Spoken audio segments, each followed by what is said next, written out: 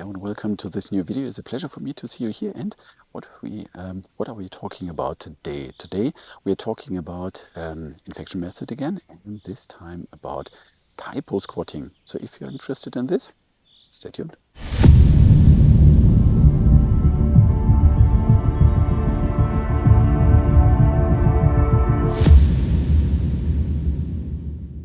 By the way, my name is Sven Ruppert. I'm developer advocate at JFrog, and if you like this mix of IT security and being outdoors, then I really recommend to have a look at my YouTube channel. And if you like this video, give me a thumbs up, turn the bell on, and subscribe my channel, please, so that you're not missing any new video.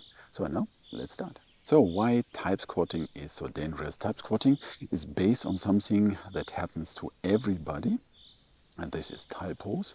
And to find typos in dependency definitions, it's very hard to find because you're just writing it, it looks nearly the same and so on. But I will cover this in a few minutes. But it's dangerous because it will happen to everybody of us. So before I'm explaining the tech itself, I want to highlight how dependency managers are working, because a dependency manager is more or less a vehicle that is used to deliver this malicious or this vulnerable stuff.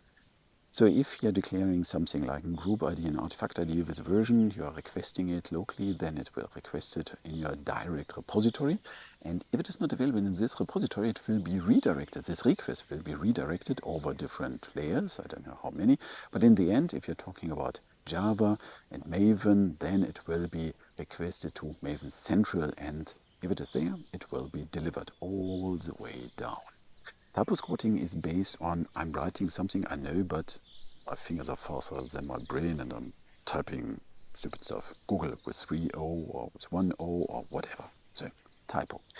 Typos are different in different countries and depends on the language you are in. And so you have different styles of typos, but you have very common typos. For example, this, the character is nearby on the keyboard or whatever.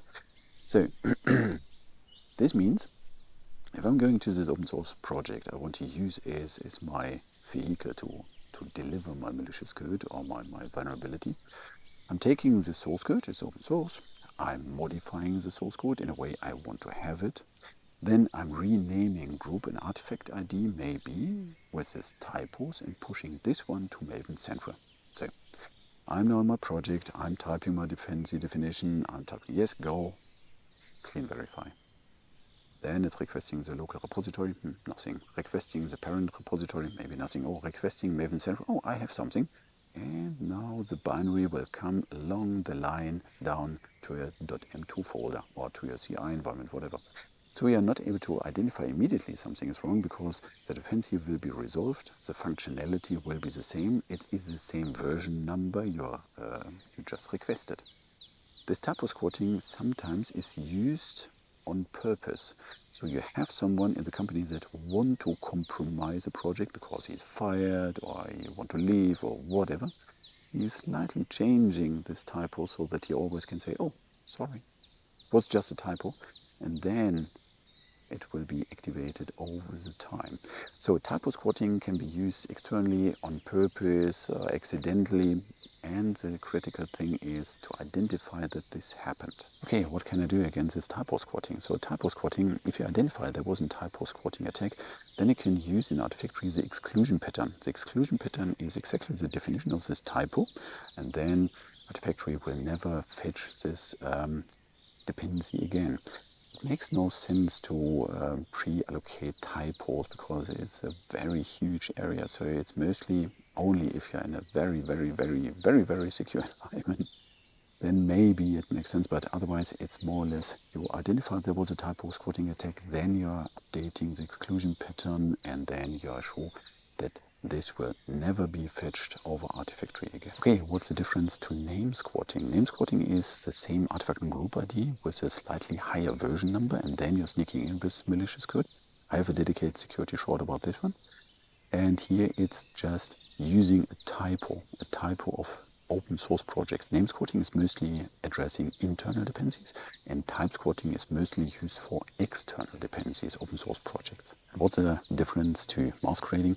Masquerading was really for open source projects as well, but it's really copying the whole identity of this one and try to to deliver something or to motivate people to add this dependency on purpose. So they really, I want to have this project. With Typosquatting, you have the decision done already. I want to have Jakarta-commons-lang, but I'm writing it wrong.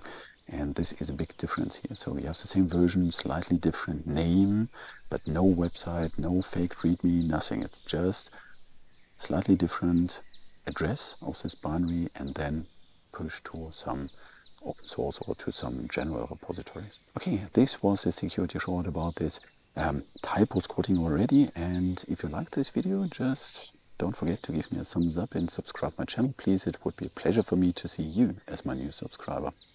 And on the other side, if you have ideas or other terms you want to have a security short about, then write it down in the comments and it will come to my to-do list. So, and whatever day and time you are watching this one, enjoy it. Maybe you're watching one or two more videos on my YouTube channel. And otherwise, stay safe and see you.